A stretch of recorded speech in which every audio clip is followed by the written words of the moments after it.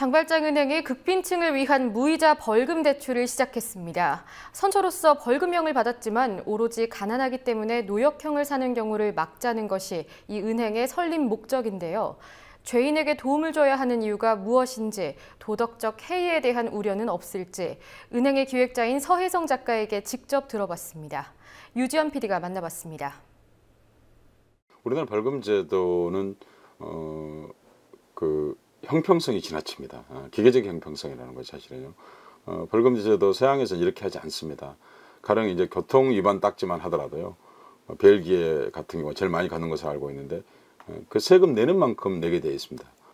그 이유는 뭐냐면 그만큼 돈이 있는 사람은 사회 상규를 더 많이 지켜라 하는 그런 취지가 들어 있습니다. 근데 우리 벌금 제도는 그렇지 않습니다. 거의 일률적으로 적용되고 있고, 또 하나는 벌금을 납부하는 방식인데요.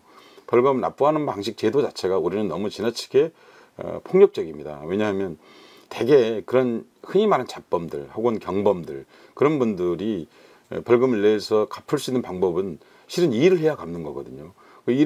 근데 대부분 이런 분들이 또 일이 없으세요. 근데 이런 분들한테 벌금형을 선고받고 30일 이내에 내도록 되어 있습니다. 그래서 30일 이내에 돈을 막 강구할 방법이 없는 거예요. 이런 분들이 감옥에 가고 있는데, 거의 대부분의 유럽 선진국 국가들은 거기에 대해서 다양한 형태로 벌금을 납부할 수 있도록 되어 있습니다. 두 가지의 명백한 장치를 가지고 있습니다. 하나는 심사위원들이 주로 이제 법률가들로 구성이 되어 있고, 전직 검사, 판사, 그리고 이제 교정청에, 그러니까 교도소 전문가죠. 실제로 이런 분들을 가장 많이 만난 분들이죠. 그런 분들이 심사를 하고요. 그것이 하나의 제도적인 장치이고요.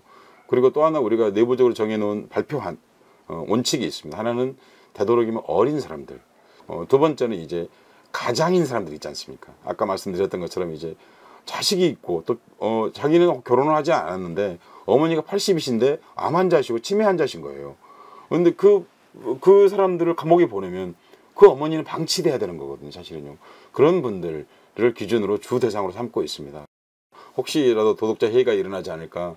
그런데 제가 이런 말씀 드리고 싶군요. 우리나라 최고의 재벌이 혼자서 특사 받은 경험이 있습니다. 그렇지 않습니까? 누군지 다 아시지 않습니까? 그분에겐 도덕적 해이가 없을까요, 그럼요?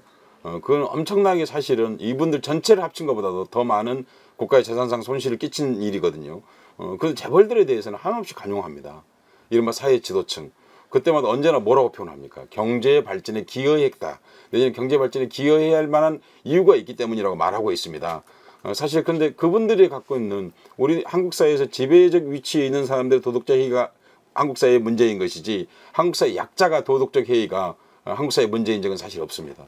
정말 약자들을 위해서 그들을 교도소에 안 보내는 일, 그분들에게 복지 이전에 그런 최소한의 그 자유가 박탈당하는, 우리가 민주공화국이라는 이름을 쓰고 있는데 그중에 핵심이 자유권이지 않습니까?